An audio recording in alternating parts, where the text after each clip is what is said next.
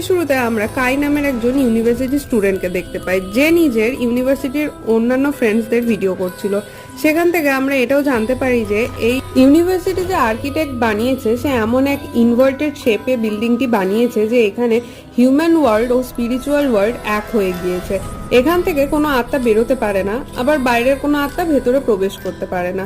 এরপর সেই আর্কিটেক্ট নিজের ওয়াইফকে হত্যা করে নিজেকে শেষ করে দেয়।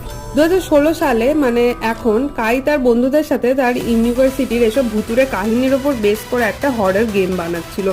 সালটা মনে রেখো, তাছাড়া পরে কনফিউজ হয়ে যাবে।